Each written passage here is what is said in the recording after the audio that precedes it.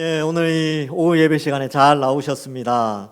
오늘 오전에도 은혜 많이 받으시고 오후에 이 말씀을 통하여서도 은혜 많이 받으실 줄 믿습니다. 네, 이 더운 날씨이지만 그래도 이 에어컨도 있고 하니까 또 잘 집중하셔가지고 말씀 듣고 또 특별히 오늘은 이 말씀을 보면 참 경고의 말씀이기도 한데 또 우리에게 주는 은혜의 메시지도 있고 하기 때문에 함께 좀 꼼꼼히 살펴보도록 하겠습니다. 여러분, 이 스가랴는 크게 두 부분으로 나누는데 1장부터 8장까지는요 이 환상을 많이 이야기를 합니다. 그래서 앞으로 완성될 하나님 나라 예수 그리스도를 통하여서 어떻게 이스라엘이 변화되어지고 새 이스라엘이 형성될 것인가에 대해서 설명을 하고 있다면 9장에 딱 들어와서는요 분위기가 조금 달라지면서 왕이 등장할 것이다 라는 아주 기쁜 소식을 전해요. 그래서 유명한 스가랴 9장 9절 말씀이 있죠. 겸손의 왕, 어린 나귀를 타시고 오셔서 공의와 겸손으로 이스라엘을 통치하시는 예수님에 대해서 기록하고 있고, 그 예수님의 통치가 9장과 10장에서 계속 나타납니다. 그래서 9장과 10장을 읽으면요 얼마나 은혜가 되는지 몰라요. 야, 예수님 믿는 사람들을 이렇게 왕관의 보석처럼 그렇게 여겨주시고 또 하나님의 백성들을 보호받으면서 그저 막 그 즐거워하고 그런 내용들로 가득 차 있는데 11장의 분위기는 상당히 다릅니다. 그러면 11장이 뭐냐 하면요 우리가 읽은 이 본문 말씀은 바로 그 왕, 하나님이 이 땅에 다윗의 후손으로 보내실 그 왕을 거절하면 어떻게 되는가, 참 목자를 이 땅에 보내어 주셨는데 그 목자를 거부하면 어떠한 심판을 받는가에 대해서 기록하고 있는 거예요.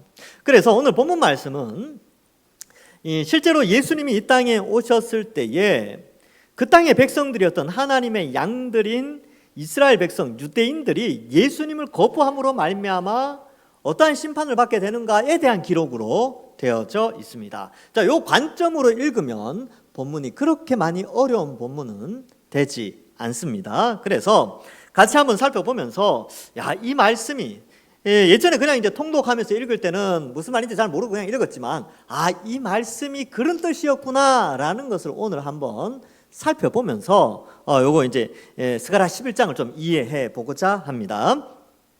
자, 이스라엘 땅이 이렇게 있으면요 이스라엘 북쪽에 레바논이 위치해 있어요. 레바논, 지금도 레바논이 있어요.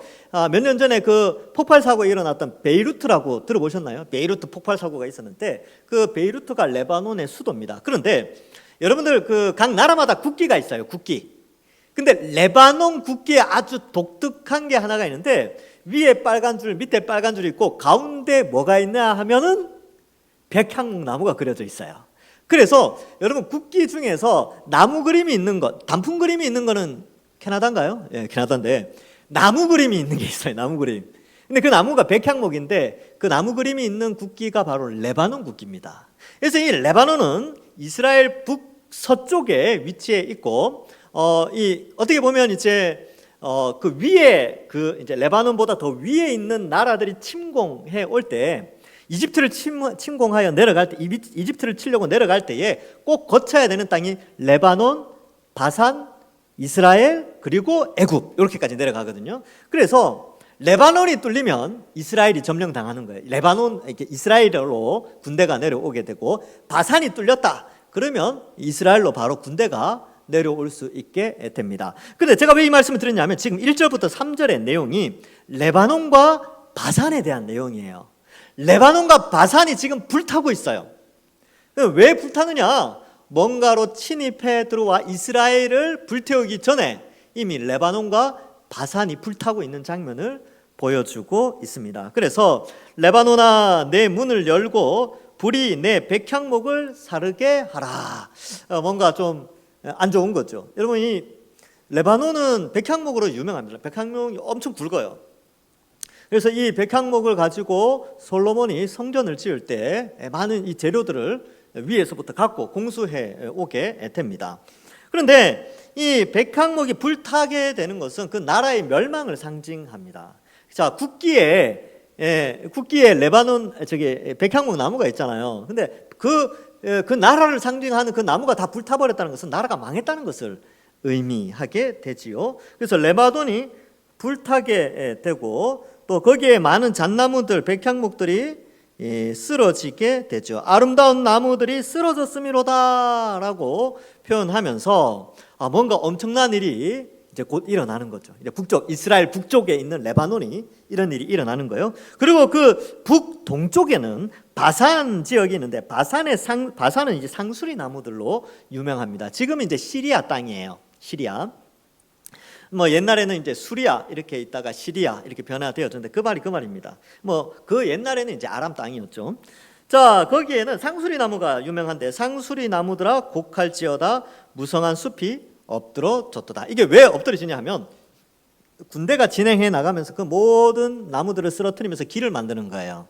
그러니까 이 백향목이 불타고 상수리 나무가 쓰러져서 군대가 침입해 들어오는 것을 상징하여 보여주고 있습니다. 그러자 레바논과 바산의 목자들이 곡소리를 내는 거죠. 목자들의 곡하는 소리가 나며 그들의 영화로운 것이 쓰러졌음이로다. 어린 사자의 부르짖는 소리가 나며 이는 요단의 자랑이 쓰러졌음이로다. 그래서 요단강 북쪽에 이제 이러한 레바논과 바산 지역이 있었는데 나중에 이제 바산은 일부는 이스라엘 땅이고 일부는 시리아 땅인데 하여튼 이쪽이 불타게 되었다. 이것을 말해주고 있습니다. 목자들이 왜 곡할까요? 양들을 먹여야 되는데 불타버리니까 양들이 존재할 수가 없는 거죠. 양을 키울 수가 없어요. 양을 키울 수 없다는 것은 직업을 잃어버리는 거예요. 그리고 어린 사자들이 왜 부르짖습니까? 산에 불타면요 짐승들이 다 죽어요. 사자가 먹을 거리가 없어지는 거죠. 그러한 의미를 가지고 있습니다. 자, 이렇게 뭔가 1절부터 3절까지 심판을 받는 분위기가 나타나는데 왜 일이 일어나느냐 하면 4절 이하 때문에 그 전조로 이 1절부터 3절을 설명해내고 있는 것입니다. 그러면 도대체 이 이스라엘의 북쪽에 이런 일이 일어난다면 이스라엘에는 도대체 무슨 일이 일어나는가? 이것을 살펴보게 됩니다. 근데 왜 일이 일어나냐 하면 9장과 10장에서는 예수님을 영접하면 예수님을 믿으면 엄청난 영광과 행복과 즐거움이 있을 것이다. 새로운 이스라엘이 형성되어져서 참 기쁨을 누리지만 그 예수님을 거부하면 어떻게 되는가를 잘 보여주는 거예요. 그래서 이 스가랴 11장은 예수님 시대에 그 유대인들이 예수님을 십자가에 못 박죠. 그 십자가에 못 박고 그 유대인들이 그 죄를 빌라도 앞에서 그렇게 말하죠. 우리 지난주에 배웠잖아요.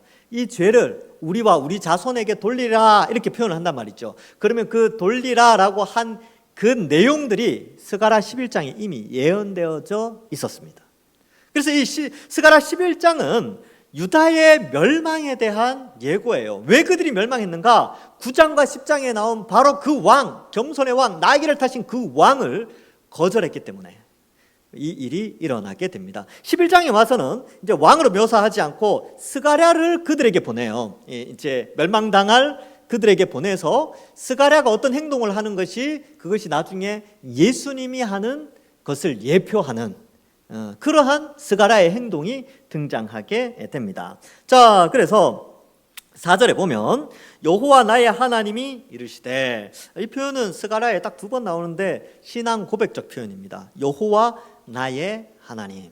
스가랴가 믿는 하나님이죠. 스가랴가 믿는 그 하나님께서 이르시되 너는 잡혀 죽을 양떼를 먹이라. 왜 잡혀 죽을 양떼라고 표현하냐면 이들이 왕을 거부했기 때문에. 또 신약에 넘어오면 십자가에 못 박았기 때문에 잡혀 죽을 양인데 그럼에도 불구하고 그들에게 스가랴를 보내는 거예요. 그리고 활동하게 해서 어쨌든 그 양들을 먹이게 하려고 스가랴를 보내게 됩니다. 자, 그래서 이거는 하는 예표의 행동입니다. 선지서에 보면 예표 행동들이 몇 가지가 나오는데 이렇게 선지자가 이렇게 누워서 며칠간 있었다 이런 표현들, 누구랑 결혼했다 아니면 누구를 낳았다 이렇게 이름을 뭐라고 지었다 이렇게 하는 것들이 미래의 뭔가를 예언하기 위한 현재의 예표적 행동들이거든요. 근데 지금 스가랴에게는 하나님이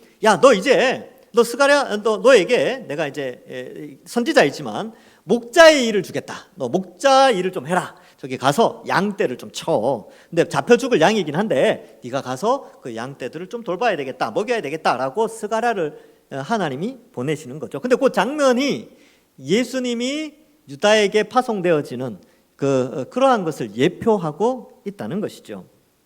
자, 그래서 죽을 양떼를 먹이라. 근데 왜 죽을 양떼라고 표현을 했냐면 5절 때문에 그렇습니다. 5절에 보면 세 부류의 사람이 나와요. 첫 번째, 사들인 자들. 이렇게 이제 양을 잡잖아요. 양을 사서 죽인단 말이죠. 왜냐하면 이제 가죽도 팔아야 되고 고기도 팔아야 되니까 양을 사서 죽여서 가죽을 팔고 고기를 잘라서 팔면서 이윤을 남기는 사람들이 있겠죠. 그래서 사는 사람들이 있어요. 그 다음에 파는 사람이 있겠죠. 파는 사람. 양 주인들이 양을 팔죠. 그러면 양 주인들은 양을 팔게 되고요. 그 양이 잘 자라나도록 키우는 사람들이 목자예요.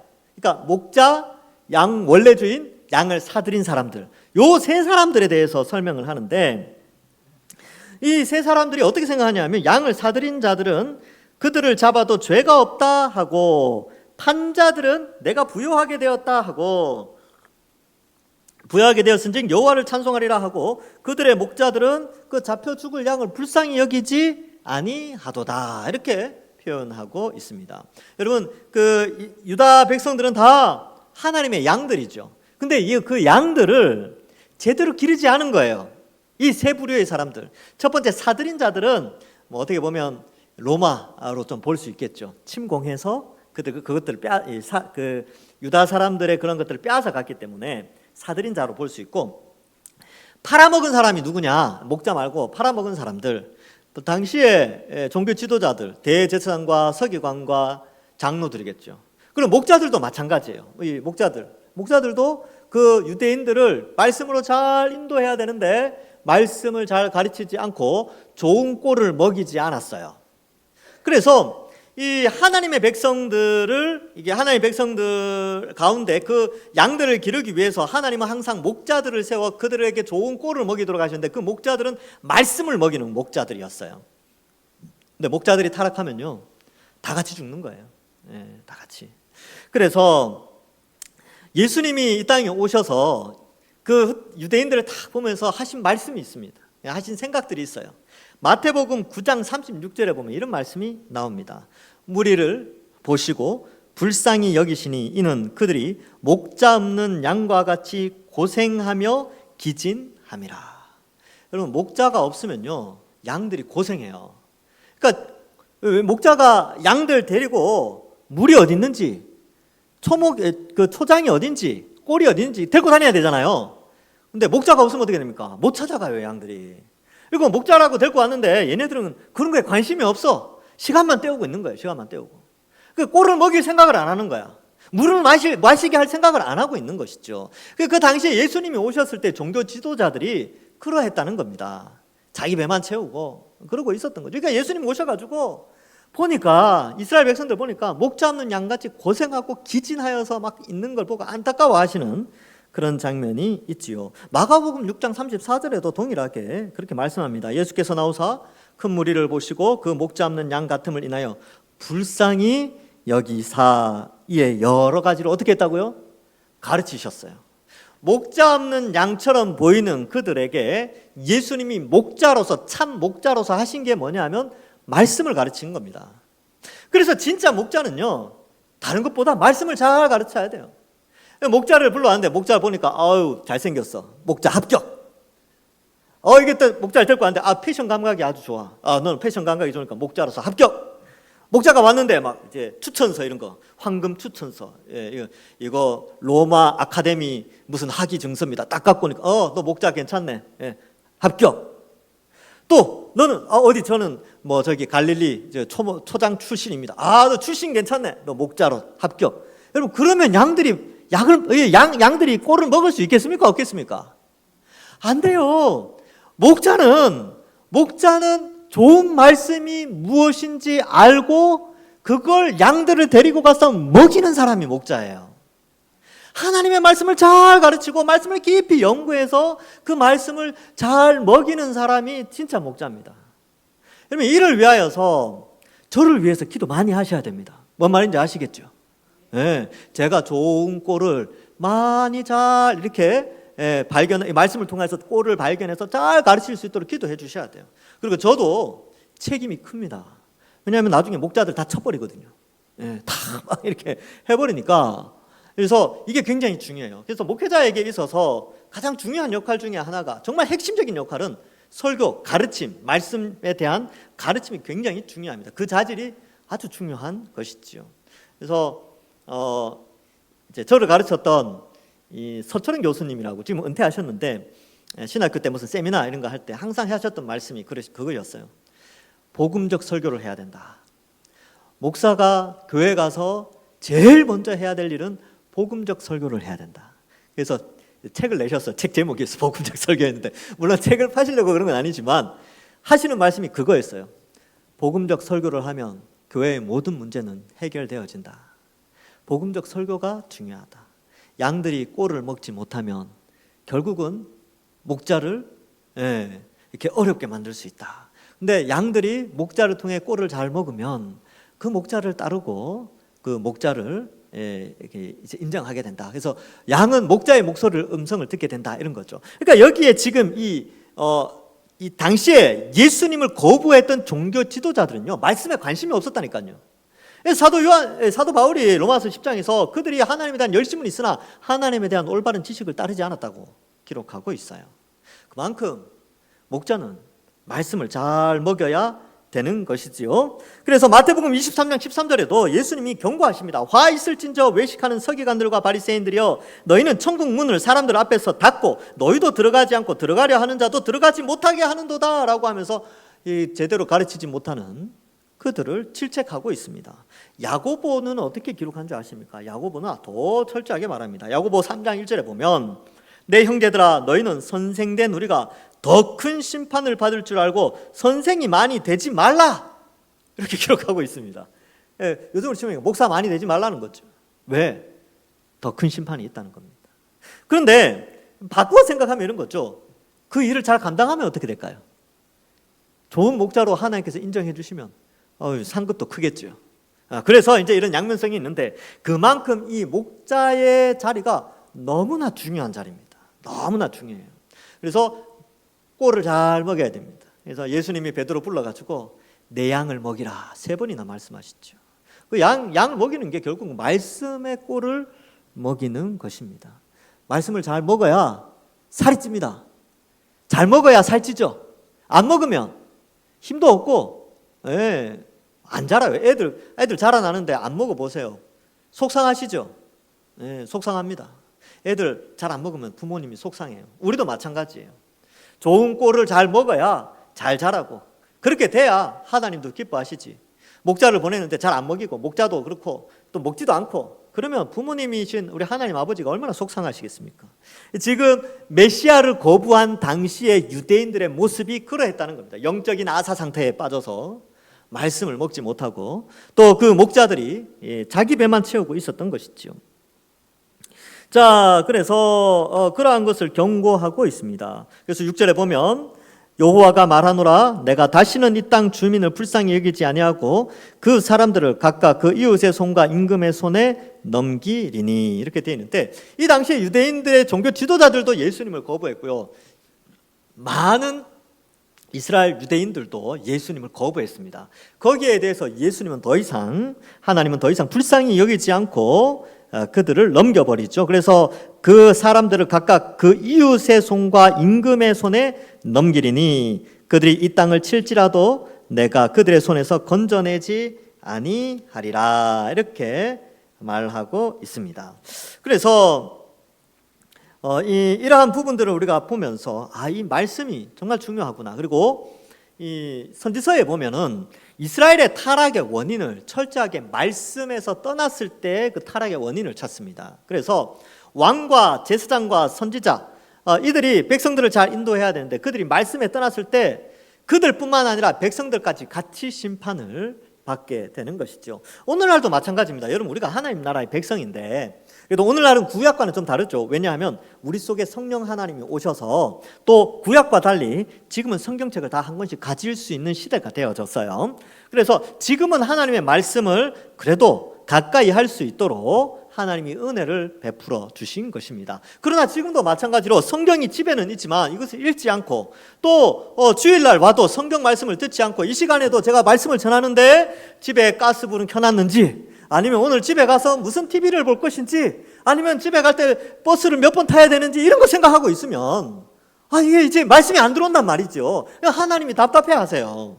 우리가 말씀을 가까이 해야 되는데, 하나님 뜻을 알아가야 되는데 말이지요. 그래서 그러할 때 철저하게 하나님은 오늘날 시대에도 말씀에서 떠나면 하나님의 심판이 있습니다. 그래서 우리는 교회 공동체는 결국은 말씀으로 세워져야 됩니다. 지난 금요일 시간에도 사도 바울이 에베소 교회를 바라보면서 기도하는 내용, 그 핵심 메시지가 바로 하나님을 알아가라는 거였어요. 교회는 하나님을 알아갈 때 제대로 성장해 나갈 수 있는 것입니다. 그래서 성도는 매일매일 성경을 읽어야 되고요. 말씀을 가르치는 우리 목사들과 교사들은 하나님의 말씀을 부지런히 아이들에게, 다음 세대에게 잘 전수하고 어른들에게, 장년들에게 메시지를 잘 전달해야 교회가 교회다워지게 되는 것이지요. 자, 그래서 그렇게 되지 않을 때 하나님도 불쌍히 여기지 않고 심판하신다. 아주 큰 경고의 메시지입니다. 그래서 내가 그들의 손에서 건져내지 아니하리라. 이것은 뭘 의미하느냐면 언약을 파기하겠다는 뜻입니다. 여러분, 이 언약, 하나님과 이스라엘 백성 사이에는 언약 관계가 있다라고 하는데, 이게 약간 구약의 개념이 좀 필요한데 우리는 이런 개념이 지금은 없어요. 언약이라는 것은 강대국과 약소국이 언약을 맺을 때 강대국과 약소국 사이에 조약들이 있습니다. 근데 우리가 옛날에 생각하던 그런 뭐 일제시대 때 조약 이런 개념이 아니고, 이거는 가족, 이제 두 나라가 가족이 되는 조약이에요. 그래서 강대국 왕을 약소국 왕이 아버지라고 부르게 됩니다. 아버지 왕이시여 이렇게 부르게 돼 있고요. 그다음에 강대국 왕은 약소국 왕을 자녀처럼 아끼고 보살피고 지원해주고 그렇게 이제 하는 것이 그 조약, 가족관계 조약에 해당됩니다. 이게 구약 시대 때 지중해 근동 지역에 있었던, 중동 근동 지역에 있었던 언약의 조항들의 내용들이에요. 근데 하나님이 그 조항대로 이스라엘 백성들과 이 언약을 맺으시거든요. 그러면 그 조약의 내용이 뭐냐면 강대국, 즉 하나님은 그의 백성들을 양육하고 보호하신다는 책임을 이행하시게 됩니다. 그러면 이제 약소국에 해당되는 언약의 피상대자인 이스라엘 백성들은 어떤 조항이 있냐면 하나님을 아버지로 고백하고 조공을 바치고 그 나라의 법에 순종하며 살아가는 것이 축복받는 길입니다. 그래서 외부의 침입이 있을 때 강대국 왕이 파병을 해요. 그래서 군사를 보내서 그 나라를 지키고 보호합니다. 흉년이 들었을 때는 강대국 왕이 공무를 약소국에 보내줘요.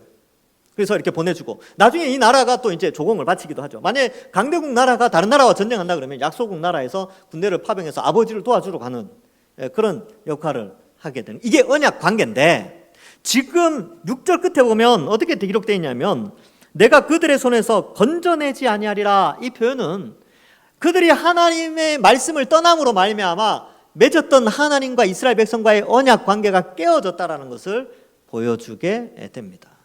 그래서 말씀을 멀리하는 것은 언약을 파기하는 행동이기 때문에 하나님도 그들을 더 이상 지켜주지 않는다. 자, 그런데 이러한 그 이스라엘 상황들을 설명하면서 그렇지만 그럼에도 불구하고 하나님은 스가랴를 보내잖아요.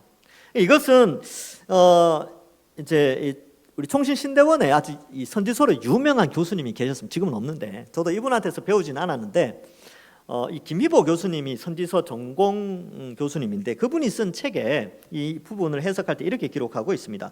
그러나 이 파멸의 예언이 이루어지기 전에 먼저 하나님께서 최후로 그의 아들 예수를 보내셨다. 잡힐 양떼이지만 그런 가운데서도 그 양들 가운데 택함 받은 양들 몇을 구원하시기 위하여 또한 예수님을 보내시고, 또 예수님의 보내심은 하나님께서 새로운 양들, 하나님의 택한 양들을 불러 모으시기 위한 거대한 계획 속에 있었다. 뭐 이렇게 표현합니다. 그래서 잡힐 양떼를 먹이기 위한 하나님의 마지막 방법이었다라고 이제 서술을 해요. 그러면서 스가랴와 예수님을 좀 연결시키면서 묘사하고 있습니다. 자, 7절에 보시면 내가 잡혀 죽을 양떼를 먹이죠. 이제 스가랴가 양떼들을 먹여요. 양떼들을 먹이는데 그 양을 어떻게 표현하냐면 참으로 가련한 양들이라. 정말 불쌍히 여기는 거죠. 예수님이 말씀을 가르칠 때 유대인들을 보면서 목자 없는 양같이 불쌍히 여긴 것처럼 스가랴도 가련한 양들이다라고 말하며 그 양들을 이제 치게 되는데 막대기 둘을 취하게 되고 그 하나의 막대기 이름은 은총, 하나의 막대기 이름은 연합이라고 말하고 있습니다. 근데 은총과 연합인데 이 양들을 키우는데 이 두 개의 막대기로 키운다는 게 은총을 베풀고 기쁨을 주면서 또 연합하게 하는 그런 의미가 있습니다. 근데 이제 특별히 왜 연합이라는 용어를 썼느냐 하면 1세기 유대인들에게 연합이라는 건 없었어요. 여러분, 유대인들은 철저한 선민의식을 가졌어요. 이방인과 밥도 같이 안 먹었다니까요. 그런데 이 연합이라는 개념을 쓸 때는 유대인과 다른 민족과의 연합 속에 하나님의 백성으로 삼는 그 계획이 예수님을 통해서 있는 거죠. 그래서 예수님의 십자가는 유대인 중에 일부, 이방인 중에 일부를 불러서 예수님께서 하나님의 백성으로 양으로, 그러니까 예수님 목자 되셔서 유대인과 이방인을 불러서 그의 양으로 삼게 되는데 그 치는 막대기의 이름이 연합이라는 거예요. 그런데 유대인들은 그 연합을 싫어했어요. 이방인이 구원받는다는 것을 거부했습니다. 그리고 끊임없이 이방인 구원을 외치는 복음의 메시지를 전달하는 기독교인들을 박해했어요. 그래서 그들은 이 연합을 깨트리게 됩니다. 그래서 유대인들은 율법주의와 선민사상 때문에 이 연합과 은총을 거부했죠. 은총이 뭡니까? 구원은 하나님의 은혜로 받는다는 것이죠. 근데 유대인들은 구원은 하나님의 은혜로 받는 것이 아니라 율법을 지킴으로, 즉 공로에 의해서 구원을 받는 것이다, 이렇게 가르쳤기 때문에 은총의 메시지도 거부하게 되고요, 이방인과의 연합의 메시지도 거부하게 됩니다. 그러니까 목자가 은총의 막대기, 연합의 막대기를 들고 양들을 막 치려고 하는데 양들이 그 막대기를 다 거부하는 거예요. 막 도망가 버리는 거예요. 우리는 그 양들은 이 스가랴를 거부해 버리는 거죠. 마찬가지로 예수님을 거부하는 이 은총과 연합의 이 지도를 거부하게 되는데 이들이 누구냐면 유대인들이었습니다. 그래서 어떻게 됩니까? 잡혀 죽을 양이 되는 것이죠. 자, 그래서 이러한 것들을 거부하게 되는데 여러분, 여기 이 막대기에 대한 설명이, 목자의 막대기에 대한 설명, 특별히 연합과 은총에 대한 설명은, 연합에 대한 설명은 에스겔 37장에도 이 비유가 또 한 번 나와요. 에스겔 37장 17절에 보면 그 막대기들을 서로 합하여 하나가 되게 하라. 네 손에 둘이 하나 되게 되리라. 19절에 보면 너는 곧 이르기를 주 여호와께서 이같이 말씀하시기를 내가 에브라임 손에 있는 바 요셉과 그 짝 이스라엘 지파들의 막대기를 가져다가 유다의 막대기에 붙여서 한 막대기가 되게 한즉 내 손에서 하나가 되리라 하셨다 하고, 그러니까 하나님이 이제 하나님 나라를 새롭게 건설하시는데 에브라임 족속의 이스라엘 막대기, 유다의 막대기를 붙여서 하나로 되게 하신다는 거예요. 근데 에스겔이 말씀을 선포할 때 이미 에브라임 족속 이스라엘은 없어졌어요. 아수르에 의해서 완전히 사라졌어요. 그래서 BC 722년에 아수르에 의해서 북이스라엘이 멸망하고 나서부터 그 이후에 쓰여진 선지서에서 북이스라엘, 에브라임 이런 용어를 쓸 때는 이게 항상 이방인들과 연결되어져 있습니다. 그래서 에브라임과 유다 이 표현을 쓸 때 에브라임이 북이스라엘 왕조의 시작이거든요. 그래서 남쪽은 유다 지파에서 나왔지만 북쪽에 그 여로보암이 에브라임 족속이었기 때문에 에브라임 이렇게 표현을 하는 거예요. 그러면 이 둘이 연합하게 된다라는 표현을 썼을 때 항상 유다와 에브라임은 유대인과 이방인을 표현하는 그런 상징적인 모습이었는데 에스겔을 통해서 하나님이 이거 연합해서 이제 다스리겠다 이걸 가르쳐 줬어요. 근데 지금 이 가련한 양들은 이 연합, 이방인과 유대인의 연합을 통해 새로운 이스라엘을 형성하고자 하는 스가랴를 통해서 보여주시는 예수님의 통치를 거부하는 거예요. 그래서 예수님의 메시아 되심 이걸 거부하게 되는 것이지요. 그래서 이 메시아이신 예수님이 목자 되신다라는 표현이 성경에 많이 나와요. 이사야 40장 10절과 11절에 보면 보라 주 여호와께서 장차 강한 자로 임하실 것이요 친히 그 팔로 다스릴 것이라. 보라 상급이 그에게 있고 보응이 그 앞에 있으며 그는 목자같이 양떼를 먹이시며 어린 양을 그 팔로 모아 품에 안으시며 젖먹이는 암컷들을 온순히 인도하시리라. 그래서 에스겔 34장 15절에는 내가 친히 내 양의 목자가 되어 이렇게 되어 있고, 에스겔 34장 23절에는 내가 한 목자를 그들 위에 세워 먹이게 하리니 그는 내 종 다윗이라 이렇게 표현하고 있습니다. 그래서 스가랴를 보냈듯이 예수님을 보내서 스가랴가 은총과 연합의 막대기를 통하여서 양떼를 쳤는데 예수님도 은총과 연합의 막대기로 쳤는데 양들이 그걸 거부해서 심판을 받게 됩니다. 그래서 8절에 보면 한 달 동안 내가 그 세 목자를 제거하였으니 이는 내 마음이 그들을 싫어하였고 그들의 마음에도 나를 미워하였습니다. 이 세 목자가 나오죠. 그래서 이 세 목자가 누구냐라고 했을 때에 예레미야 2장 8절에는 제사장, 율법을 다루는 자, 선지자 이런 사람들이 나와요. 그런데 마태복음 16장 21절에는 어떻게 나오냐면 이때로부터 예수 그리스도께서 장로들, 대제사장과 서기관들 이렇게 이 세 목자를 해석하기도 합니다. 그래서 예수님이 그들에 대해서 제거를 하시고 또 그들을 싫어하고 양들을 싫어하시죠. 왜냐하면 양들이 거부했기 때문에 그들은 심판을 받게 되는 것입니다. 자, 그래서 예수님의 통치로 말미암아 예수님의 통치하심으로 유다의 지도자인 대제사장과 서기관들과 장로들이 다 심판을 받게 돼요. 예수님을 거부했기 때문에. 그리고 예수님을 거부한 그 무리들, 유대인 무리들도 다 심판을 받게 됩니다. 그러면 심판을 받는 자와 구원을 받는 자, 9장과 10장에 나온 축복을 받는 자와 11장에 나오는 저주를 받는 자의 차이점이 뭡니까? 바로 왕이신 예수님을 믿느냐 안 믿느냐에 의해서 결과가 완전히 달라지는 것이죠. 그래서 우리는 9장과 10장 때문에 늘 행복하고 기뻐하고 믿음 생활하고 신앙 생활 할 만한 거예요. 여러분 힘들고 지칠 때 있습니까? 그러면 스가랴 9장과 10장을 읽으십시오. 예. 그리고 누가 막 이 세상의 죄악이 너무나 관영해서 너무나 이렇고 막 이 세상이 막 번영하는 것 같고 악한 자들이 막 성공하는 것 같고 막 그럴 때 답답하십니까? 11장을 읽으십시오. 예. 그러면 하나님의 공의와 정의가 다 나타나게 되는 것이죠. 우리는 어디에 속해 있는가? 잘 생각해 봐요. 우리는 9장과 10장에 속해 있는 자들입니다. 궁금하시죠? 9장과 10장. 집에 가서 읽어보십시오. 예, 좋은 말씀들이 많이 나옵니다. 자, 그래서 9절에 내가 이르되 내가 너희를 먹이지 아니하리라. 죽는 자는 죽는 대로 망하는 자는 망하는 대로 나머지는 서로 살을 먹는 대로 두리라. 10절에 이에 은총이라 하는 막대기를 취하여 꺾었으니 이는 모든 백성들과 세운 언약을 폐하려 하였습니다. 이 내용들을 보면 사실 실제로 이 내용이 성취가 되어집니다. 유다의 철저한 멸망이 언제 일어나느냐 하면 유대인들이 로마와 전쟁하면서 세 차례 전쟁을 해요. 그래서 이제 BC AD 67년부터 70년까지 한 3, 4년 동안 전쟁을 하면서 1차 전쟁을 통해 한 100만 명 가까이가 죽게 되고 2차, 3차를 통해 한 50만 명이 죽게 되는데 거의 전멸 수준이 있죠.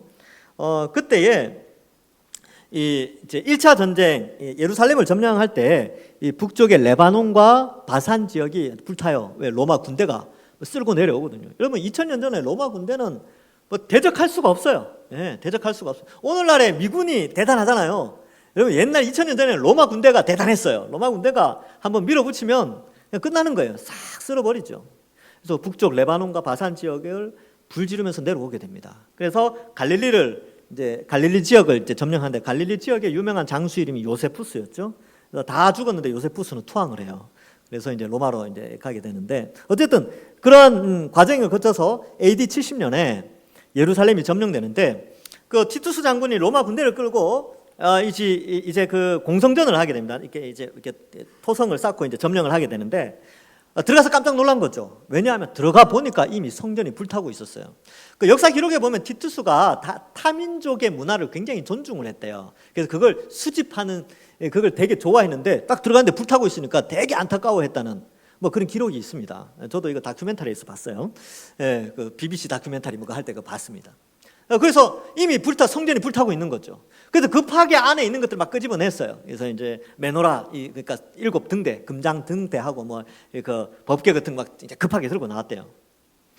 그런데 이제 막 불타는데 들어가서 보니까 싸우려고 했는데 이미 상당수의 유대인들이 이미 죽어 있는 거예요. 왜냐면 안에서 내전이 일어난 거예요. 내전이. 자기들끼리 싸워가지고 막 서로 그 물 나오는 샘, 우물에 막 자기들끼리 독을 다 탔어. 싸워가지고. 그러니까 좌파우파 우리처럼 좌파우파 나눠가지고 이렇게 잘 정치적으로 해결하면 되는데 이게 안 돼. 폭력적으로 다 해결해버렸어요. 그래서 그 내전 때문에 많이 죽고 우물에 독 타서 죽고 또 로마가 둘러싸니까 물고기가 이제 요단강에서 예루살렘으로 물고기가 올라와서 먹어야 되는데 식량이 끊겨버리니까 굶어서 죽고 막 그런 상황들이 막 벌어진 거예요. 아주 비참하게 유대인들이 죽게 됩니다. 그래서 이제 그들을 한 100만 명 이상을 끌고 가다가 수천 명이 바다에서 죽고 육지에서 로마로 끌려가면서 다 죽었어요. 많이 죽었습니다. 그리고 수십만 명이 로마로 가서 이제 로마 건축하는 일에 이제 투입이 되어져요. 전에도 말씀드렸는데 로마의 콜로세움을 이들이 만들게 됩니다. 그래서 많이 죽어요. 그 엄청난 건물, 옛날에 뭐 인권 이런 게 있었겠습니까? 짓다가 떨어져 죽으면 또 다음 또 채우고 막 포로들 다 채우고 그렇게 했죠. 아주 비참하게 포로로 잡혀가게 되었고, 그 지역에 남아 있었는데 이제 90년대 AD 90년대쯤 2차 전쟁이 또 일어납니다. 또 반란을 일으켜요.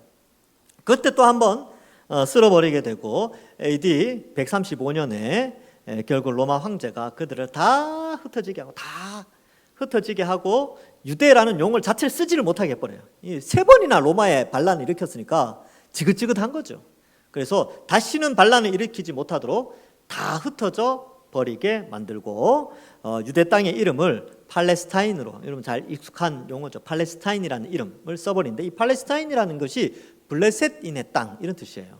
유다의 천적 블레셋의 이름을 가지고 와서 그 땅의 이름을 바꿔버리게 되는 것입니다. 그때 150만 명이 죽었는데요. 2000년 전에 그 당시에 그 전 세계 인구가 한 3억 정도 됐다고 합니다.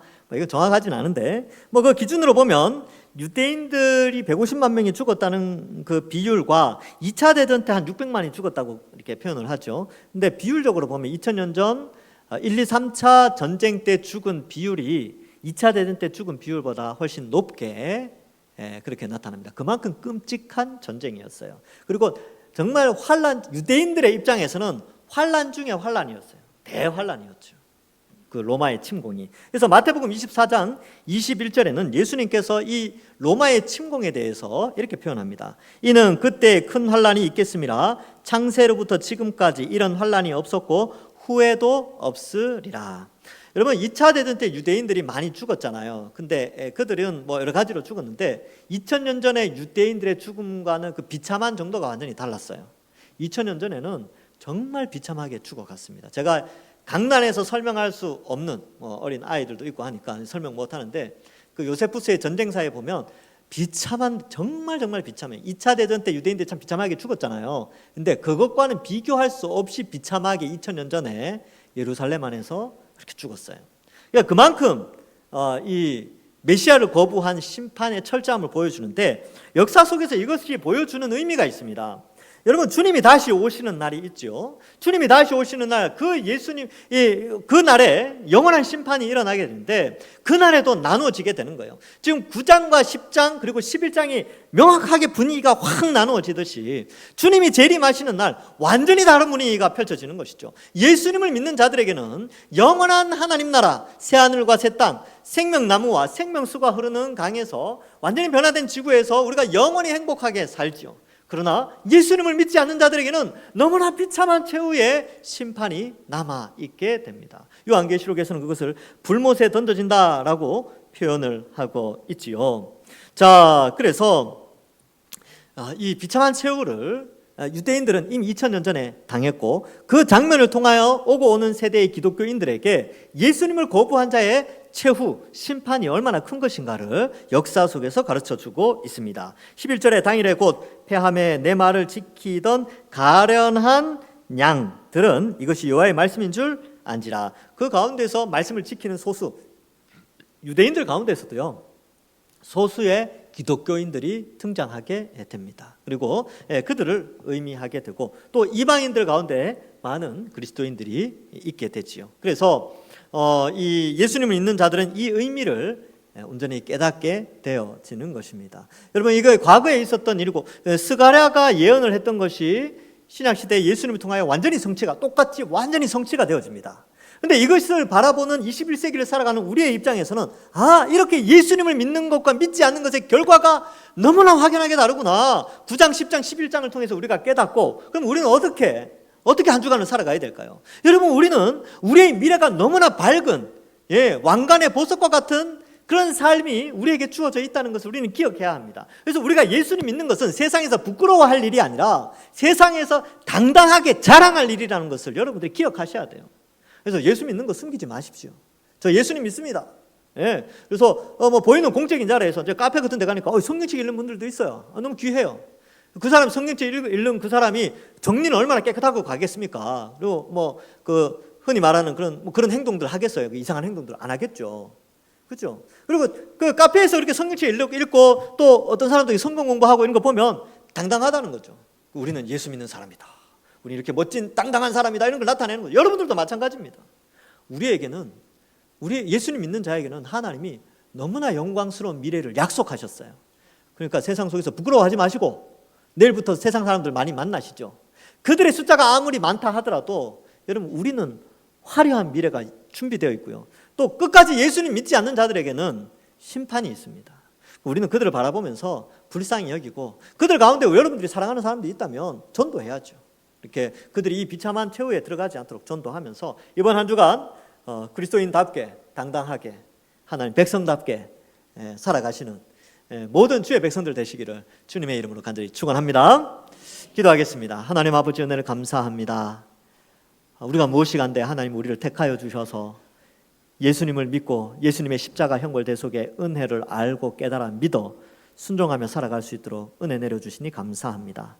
우리에게 영원한 천국과 죽지 않을 영생과 또 행복을 약속하셨사오니 우리가 그것을 믿고 이 땅을 기쁨으로 살고 당당하게 살게 하시고 또한 예수님을 믿지 않는 자들에게는 철저한 심판이 있다는 사실을 알고 과거 유대인들이 저질렀던 그 죄악들 그것을 이 시대의 사람들이 범하지 않고 또 우리 가까운 사람들 가운데 예수님을 아직도 믿지 않는 자들이 있다면 우리가 불쌍히 여기며 전도하는 저희들 되게 하여 주옵소서. 주님 오실 날이 멀지 않았음을 고백합니다. 주님 오시는 그날까지 합당하게 믿음 생활 잘하고 이번 한 주간도 당당한 그리스도인으로서 살아가는 저희들 다 되게 축복하여 주옵소서. 감사드리옵고 예수님의 이름으로 기도하옵나이다. 아멘.